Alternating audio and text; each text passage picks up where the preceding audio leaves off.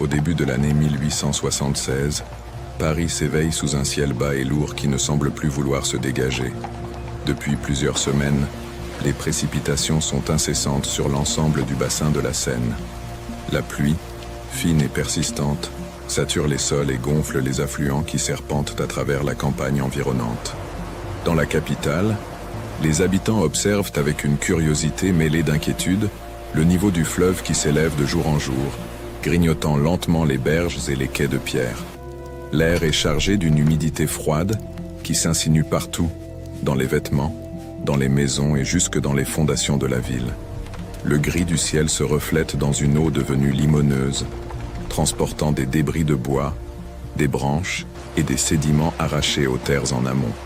C'est le début d'un événement qui va modifier radicalement la physionomie de la ville et le quotidien de ses habitants pendant plusieurs semaines.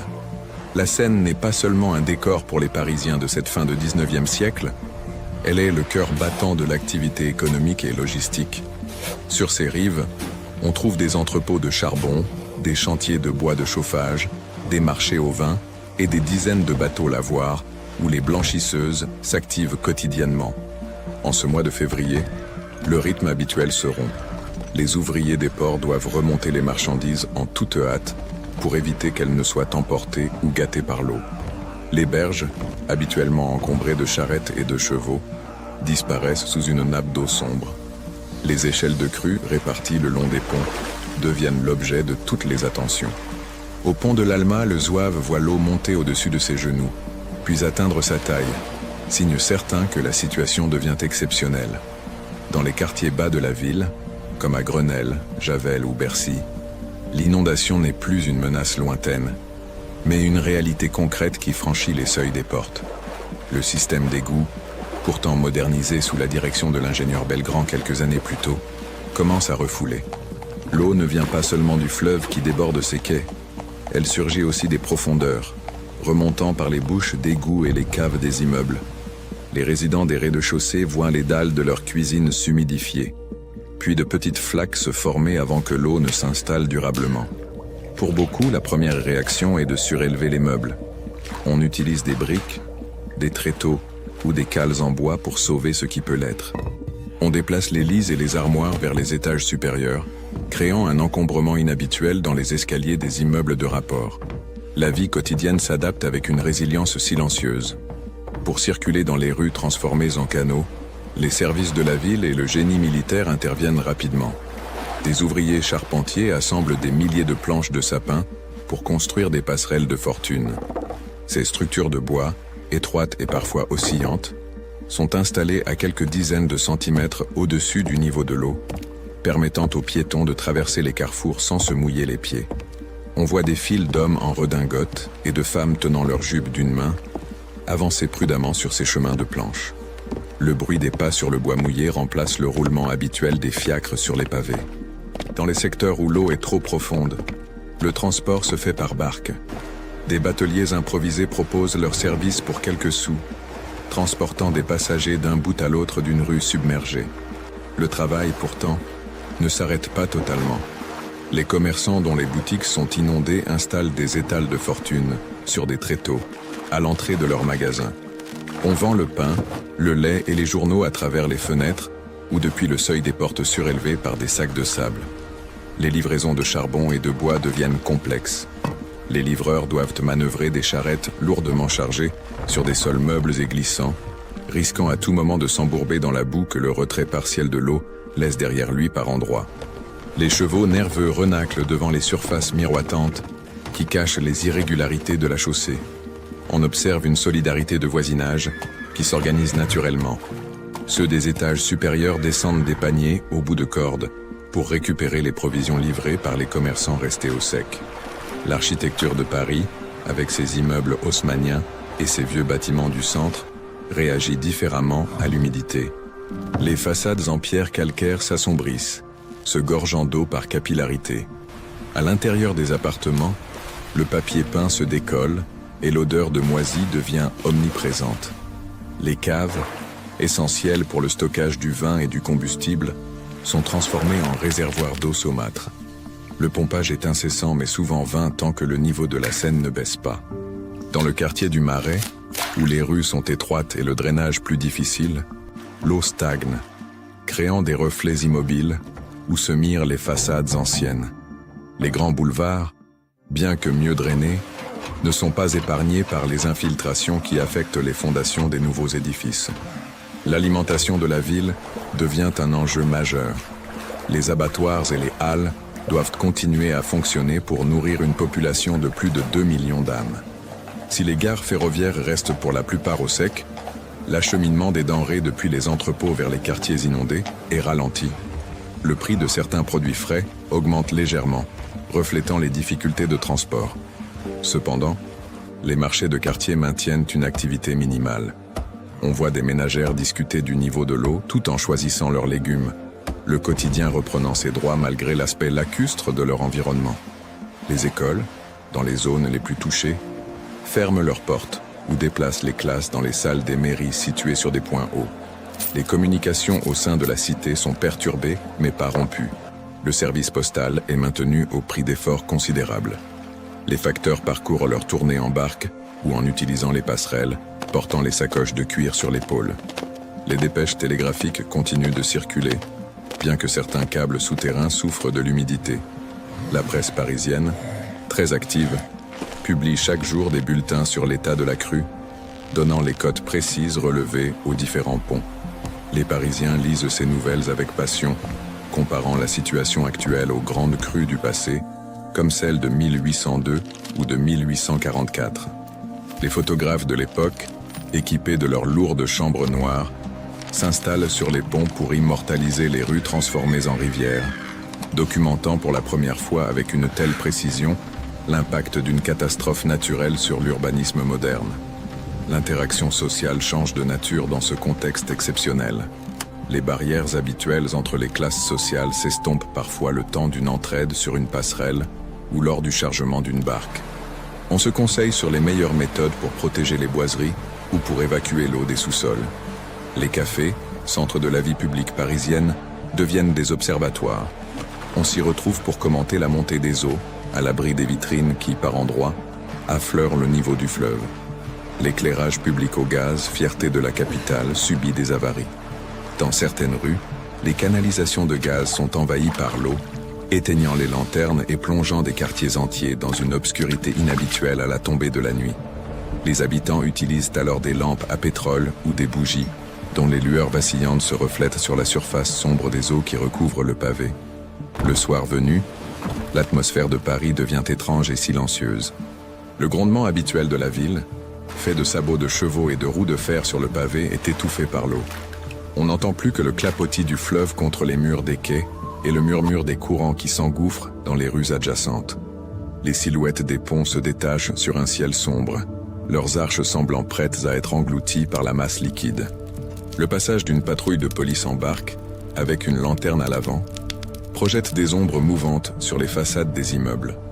Les habitants des étages supérieurs observent ce spectacle depuis leurs fenêtres, conscients de la fragilité de leur confort face aux forces de la nature. La ville semble ralentie, comme si elle retenait son souffle en attendant que le fleuve décide de regagner son lit. Dans les quartiers ouvriers, la situation est plus précaire. Les habitations, souvent vétustes et situées au ras du sol dans les zones industrielles, souffrent davantage. L'eau s'infiltre dans les logements exigus, obligeant des familles entières à se réfugier chez des voisins ou dans des abris temporaires organisés par les paroisses et les municipalités d'arrondissement. La perte des outils de travail pour les artisans en rez-de-chaussée est une catastrophe économique immédiate. Les stocks de matières premières, tissus, cuir ou papier, sont irrémédiablement gâtés par l'eau limoneuse. Malgré cela, on ne note pas de scène de panique. Les ouvriers s'activent à nettoyer, à éponger, à sauver ce qui peut encore servir, faisant preuve d'un fatalisme et d'une détermination propres à la condition laborieuse de l'époque. L'hygiène publique devient une préoccupation pour les autorités sanitaires. L'eau stagnante mêlée aux résidus des égouts et des usines pose des risques de maladie. Les médecins de ville recommandent de faire bouillir l'eau avant de la consommer et de surveiller l'apparition de fièvre. Des distributions de désinfectants, comme le chlorure de chaux, sont organisées dans les zones les plus touchées. On conseille d'aérer les pièces dès que la pluie s'arrête, malgré le froid, pour tenter de chasser l'humidité qui sature les murs. La ville, d'ordinaire si préoccupée par sa beauté et son apparat, montre un visage plus brut, celui d'une lutte élémentaire pour la salubrité.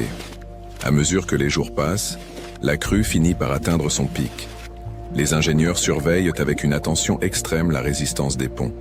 La pression de l'eau et le choc des débris flottants, parfois des troncs d'arbres entiers ou des morceaux de charpente arrachés en amont, font craindre pour la stabilité des piles de pierre. Les ponts les plus anciens, avec leurs arches étroites, créent des barrages naturels qui accentuent la montée de l'eau en amont. Les autorités limitent la circulation sur certains ouvrages d'art par mesure de précaution. On voit des groupes de curieux, maintenus à distance par la police, observer le spectacle impressionnant de la Seine déchaînée passant à quelques centimètres seulement du sommet des arches. Puis, vient le moment de la stagnation. Pendant plusieurs heures, le niveau de l'eau ne bouge plus. C'est une période d'incertitude où l'on se demande si la pluie va reprendre ou si le retrait va enfin s'amorcer. Enfin, les bulletins officiels annoncent les premiers millimètres de baisse à Austerlitz. La décrue commence, mais elle est beaucoup plus lente que la crue. L'eau se retire millimètre par millimètre, découvrant progressivement les dégâts. Les quais réapparaissent, recouverts d'une épaisse couche de vase grise et gluante. C'est le début d'un immense travail de nettoyage. Les pompiers et les ouvriers de la ville utilisent des lances à incendie pour évacuer la boue des rues et des places avant qu'elles ne sèchent et ne deviennent dures comme de la pierre. Les habitants redescendent dans leurs caves et leurs boutiques, armés de balais et de seaux. On ouvre grand les portes et les fenêtres pour laisser l'air circuler. L'odeur de la vase, âcre et persistante, imprègne les quartiers sinistrés pendant des semaines. Les dommages mobiliers sont considérables. Les planchers ont gondolé, les meubles en bois précieux sont fendus, les stocks de marchandises sont à jeter. On voit sur les trottoirs des tas d'objets devenus inutilisables. Témoignage muet de la violence de l'infiltration. Les assurances étant rares à cette époque pour ce type de sinistre, la plupart des commerçants et des particuliers doivent assumer seuls les coûts des réparations. Malgré l'ampleur de la catastrophe, Paris reprend rapidement son visage habituel. Les passerelles de bois sont démontées, les planches empilées dans les dépôts de la ville en attendant une prochaine alerte. Les fiacres retrouvent leurs trajets habituels sur les pavés lavés par les eaux. Les blanchisseuses retournent à leur bateau lavoir, bien que le courant reste fort et l'eau encore trouble. La vie urbaine, avec sa capacité d'oubli et sa soif de mouvement, recouvre les traces de l'inondation. Pourtant, sur les murs des immeubles, une ligne sombre subsiste pendant longtemps, marquant le niveau atteint par l'eau en cette année 1876. Ces marques de crue que l'on peut encore apercevoir aujourd'hui dans certains recoins de la ville servent de rappel discret de la vulnérabilité de la cité. Cette épreuve a également des conséquences sur la réflexion urbaine. Les ingénieurs de la ville de Paris tirent des leçons de cet événement pour améliorer encore le réseau d'assainissement et la protection des berges. On comprend que la modernisation de la surface ne suffit pas si les dessous de la ville ne sont pas capables de gérer les colères du fleuve. Des travaux de renforcement des collecteurs d'égouts sont entrepris et l'on commence à envisager des barrages réservoirs bien en amont de la capitale pour réguler le débit de la Seine, bien que ces projets ne verront le jour que bien plus tard. La crue de 1876 reste dans les mémoires comme un moment où le temps s'est suspendu. Elle a montré un Paris différent, plus calme, plus solidaire, mais aussi plus fragile. Elle a illustré la cohabitation parfois difficile entre une métropole en pleine expansion industrielle et technologique et les cycles naturels immuables d'un fleuve qui l'a vu naître. Les récits de cette période, consignés dans les journaux et les mémoires familiales, décrivent une ville qui a su faire face avec dignité, sans l'héroïsme des batailles, mais avec la persévérance tranquille de ceux qui travaillent et vivent au rythme des saisons. En se promenant aujourd'hui le long des quais, il est difficile d'imaginer que l'eau a pu un jour atteindre le sommet de ces murs de pierre et s'engouffrer dans les rues que nous arpentons. Pourtant, l'histoire de Paris est indissociable de ces moments où le fleuve revendique son espace. Chaque crue laisse derrière elle une connaissance plus fine du terrain et une adaptation plus poussée de l'habitat. La manière dont les Parisiens de 1876 ont géré leur quotidien, entre ingéniosité technique et résilience domestique, témoigne d'un art de vivre qui intègre l'aléa comme une composante de l'existence urbaine. La décrue totale prend plusieurs semaines. L'humidité mettra des mois à quitter les murs les plus épais. Mais dès que le soleil du printemps réapparaît, les terrasses des cafés se remplissent à nouveau, les promeneurs envahissent les parcs, et la Seine redevient ce ruban d'argent qui traverse la ville, paisible et domestiqué en apparence. Le souvenir de l'eau se dissipe dans l'agitation de la belle époque qui s'annonce, laissant derrière lui une ville un peu plus consciente de sa relation intime et parfois tumultueuse avec son fleuve nourricier. Le passage du temps efface les détails, mais la structure de la ville conserve la mémoire de ces événements. Les matériaux utilisés pour les quais, la pente douce de certaines rues vers le fleuve, l'emplacement des bouches d'égout, tout a été pensé ou repensé suite à ces expériences. La crue de 1876 ne fut qu'un épisode parmi d'autres dans la longue chronologie des colères de la Seine, mais elle fut l'une des premières à être vécue et documentée comme un événement de la vie moderne, où la technologie humaine se mesurait à la force brute des éléments, dans le cadre d'une métropole déjà mondiale. L'observation de cette période nous montre que l'adaptation humaine ne réside pas seulement dans les grandes infrastructures, mais surtout dans la multitude de petits gestes quotidiens. Construire une passerelle, monter un meuble au grenier, partager une barque, continuer à vendre son pain malgré l'eau dans la boutique. C'est cette somme d'actions ordinaires qui a permis à Paris de ne pas sombrer dans le chaos et de maintenir une forme de normalité dans une situation qui ne l'était absolument pas. Le soir, quand les lumières de la ville moderne se reflètent aujourd'hui dans la Seine, on peut parfois percevoir dans le silence relatif des quais l'écho de ce Paris de 1876. C'est le souvenir d'une ville qui marchait sur le bois, qui naviguait dans ses rues et qui attendait patiemment que le fleuve lui rende son sol. Une ville qui, malgré l'inondation, n'a jamais cessé de vivre, de travailler et de regarder vers l'avenir, forte de cette expérience partagée entre ses murs mouillés. L'importance de l'eau dans l'imaginaire parisien s'est nourrie de ces épisodes. La Seine n'est pas qu'un obstacle à franchir par des ponts, c'est une entité vivante qui impose son rythme. Les habitants de la fin du siècle dernier le savaient mieux que quiconque, eux qui voyaient quotidiennement les marchandises arriver par l'eau. Pour eux, l'inondation était un rappel brutal de cette dépendance. La ville s'est construite avec le fleuve, et parfois contre lui, mais toujours en dialogue constant avec lui. En conclusion de cette observation historique, on retient l'image d'une capitale qui, bien que malmenée par les éléments, a su préserver son identité. Le Paris de 1876, avec ses passerelles éphémères et ses caves submergées, préfigurait la ville résiliente du XXe siècle. Cette capacité à absorber les chocs, à s'adapter techniquement et socialement, reste l'un des traits marquants de l'histoire urbaine. Le fleuve a fini par redescendre, la boue a été nettoyée, et la ville a continué son chemin, emportant avec elle les leçons de cette grande inondation. Le cycle des eaux continue, et avec lui l'histoire d'une ville qui ne cesse de se réinventer. La crue de 1876 demeure un chapitre essentiel de cette évolution, un moment de vérité où l'ordinaire est devenu extraordinaire, et où le quotidien des Parisiens s'est écrit au fil de l'eau, dans la patience et la dignité d'une cité qui sait que, tôt ou tard, le fleuve retrouvera toujours son lit paisible. La vie reprend son cours normal. Les théâtres rouvrent leurs portes. Les grands magasins attirent à nouveau les foules. La ville oublie, ou semble oublier, mais les ingénieurs, les architectes et les archivistes gardent la trace. Chaque pierre posée sur les nouveaux quais, chaque règlement sanitaire édicté dans les années qui suivent, porte en lui l'expérience de ces semaines d'inondation. Paris n'est plus tout à fait la même après une telle épreuve. Elle est plus forte, plus prévoyante, et son lien avec la Seine s'en trouve paradoxalement renforcé. Le regard que nous portons sur ces images du passé nous rappelle que la ville est un organisme vivant, soumis aux aléas climatiques bien avant que ces questions ne deviennent des préoccupations globales. Les Parisiens de 1876 ont fait face à leur environnement, avec les moyens de leur temps, laissant derrière eux un héritage de courage tranquille et d'adaptation pratique qui continue de définir l'esprit de cette cité millénaire. Le silence retombe sur les quais après le passage d'une péniche. Les reflets des réverbères tremblent sur l'eau, comme ils le faisaient il y a plus d'un siècle. La Seine poursuit son chemin vers la mer, emportant les souvenirs des jours de crue, tandis que la ville, imperturbable, continue de briller sur ses rives, riche de toutes les histoires qu'elle a vécues, même celles écrites sous le signe de l'eau et de la boue. L'étude des comportements sociaux lors de cette crise révèle une organisation communautaire solide.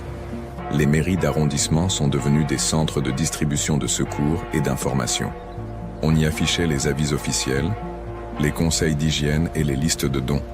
La charité privée, très active à cette époque, a également joué un rôle crucial, fournissant des vêtements secs et de la nourriture chaude aux plus démunis. Cette réponse collective a permis de limiter les souffrances physiques et de maintenir le moral de la population. Sur le plan technique, la crue a mis à l'épreuve les nouvelles infrastructures de transport. Les tramways, alors tirés par des chevaux, ont dû modifier leurs itinéraires pour éviter les zones submergées. Les rails, recouverts d'eau et de débris, rendaient la progression dangereuse. Dans certains cas, on a dû revenir aux omnibus classiques, plus maniables sur des terrains difficiles. Cette souplesse dans les moyens de transport illustre la transition technologique de la ville, capable de jongler entre tradition et modernité pour assurer son fonctionnement minimal. L'impact sur la faune urbaine ne doit pas être négligé. Les milliers de chevaux qui assuraient le transport et le trait dans Paris ont été particulièrement exposés. Les écuries situées dans les zones basses ont dû être évacuées, posant des problèmes logistiques immenses pour loger ces animaux indispensables à l'économie de la ville. Les rats, débusqués de leurs galeries dans les égouts par la montée des eaux, ont envahi les étages supérieurs des immeubles, ajoutant au désagrément de l'inondation une menace sanitaire supplémentaire. Les photographes de presse et les illustrateurs des journaux comme Le Monde Illustré ou L'Illustration ont trouvé dans la crue un sujet inépuisable. Leurs images ont circulé dans toute la France et à l'étranger, montrant un Paris transformé, presque vénitien par endroits. Ces représentations ont contribué à forger l'image d'une ville élégante même dans l'adversité, où les dames en crinoline traversaient des passerelles de bois avec une grâce inattendue. Cette esthétisation de la catastrophe fait partie intégrante de la culture parisienne de l'époque. À la fin de l'hiver 1876, alors que les dernières poches d'eau se retirent des caves les plus profondes, Paris semble sortir d'un long sommeil humide. La ville se remet en marche, plus active que jamais, portée par l'énergie de la reconstruction et du nettoyage. On repeint les devantures, on remplace les boiseries pourries, on replante les jardins publics abîmés par le séjour prolongé de l'eau. Le cycle de la vie urbaine reprend son dessus, mais la mémoire de la crue reste gravée dans l'inconscient collectif. Chaque grande crue est une leçon d'humilité pour la ville. Elle rappelle que malgré les boulevards rectilignes, les égouts monumentaux et l'éclairage étincelant, la géographie originelle de Paris, celle d'une vallée fluviale, finit toujours par se rappeler à nous. Les habitants de 1876 ont vécu cette leçon avec une résilience exemplaire, nous léguant une ville qui a su apprendre de ses épreuves pour devenir la métropole que nous connaissons aujourd'hui. Le calme revient sur les berges. Les pêcheurs à la ligne reprennent leurs places habituelles. Les promeneurs flânent à nouveau sous les arbres des quais. Le fleuve est redevenu un compagnon tranquille, un miroir pour l'architecture et une voie pour le commerce. Mais sous la surface, le courant puissant rappelle à celui qui l'observe que la Seine reste une force vive, capable à tout moment de sortir de son lit pour redessiner, le temps d'une saison, le paysage de la capitale. La documentation de cette époque, qu'il s'agisse des rapports administratifs ou des témoignages personnels, souligne l'importance de la réactivité des services publics. La gestion de la crue de 1876 a marqué un tournant dans l'organisation des secours urbains. On a vu apparaître une coordination plus efficace entre la police, l'armée et les services techniques de la ville, une structure qui servira de modèle pour les crises futures. Le paysage sonore de Paris pendant ces semaines a été l'un des changements les plus marquants. Le silence imposé par l'eau a transformé la ville bruyante en un espace feutré, où les bruits lointains portaient plus loin qu'à l'ordinaire. Les cris des bateliers, le sifflet des agents, le craquement du bois sous les pas, tout prenait une dimension dramatique dans cet environnement transformé. Cette parenthèse acoustique a laissé une impression durable sur ceux qui l'ont vécu, une sensation de ville suspendue dans le temps et l'espace. Les commerces de luxe du centre, bien que moins touchés physiquement que les industries des quartiers périphériques, ont souffert d'une baisse de clientèle. La vie mondaine a été ralentie, les soirées à l'opéra ou dans les salons étant compliquées par les difficultés de circulation.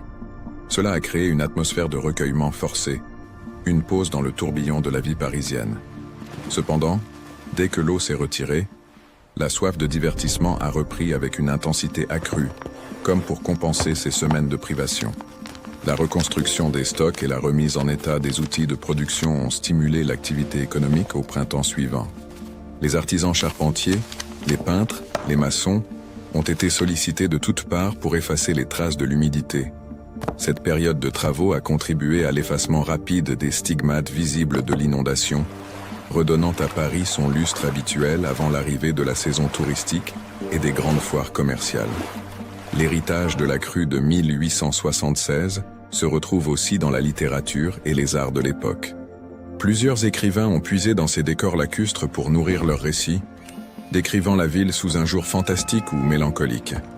Ces œuvres témoignent de la fascination exercée par la transformation soudaine d'un espace connu et maîtrisé en un territoire étrange et mouvant. Elles complètent la vision purement technique ou historique en y apportant une dimension sensible et imaginative. Aujourd'hui, quand on regarde les photographies jaunies de cette époque, on est frappé par le calme qui émane des visages. Il n'y a pas d'expression de terreur, mais plutôt une forme de concentration patiente. Ces Parisiens nous enseignent que face à l'inévitable, la meilleure réponse reste la solidarité et l'adaptation pragmatique. Leur ville a survécu à bien d'autres tempêtes, et chaque épisode, comme celui de 1876, n'a fait que renforcer sa détermination à rester, contre vents et marées, la ville lumière. La Seine continue de couler entre ses quais de pierre, imperturbable. Elle emporte avec elle les sédiments de l'histoire, les débris des jours passés et les espoirs des jours à venir. La grande inondation de 1876 n'est plus qu'une ligne dans les registres, un trait sur un mur, un souvenir lointain. Mais elle reste un élément fondamental du récit de Paris, une preuve de sa capacité à cohabiter avec les forces naturelles qui l'ont vu naître et qui continuent, jour après jour, de façonner son destin. En terminant ce voyage dans le temps, on garde l'image de cette ville résiliente, où le quotidien, même sous l'eau, n'a jamais perdu de sa dignité. Le Paris de 1876 nous rappelle que la vie urbaine est une conquête permanente, une construction fragile et magnifique, qui repose autant sur ses pierres que sur la force d'âme de ses habitants. Le fleuve est là, calme pour l'instant, mais sa présence constante est le rappel permanent que la cité doit toujours rester vigilante et prête à s'adapter, encore et toujours, aux caprices de la nature.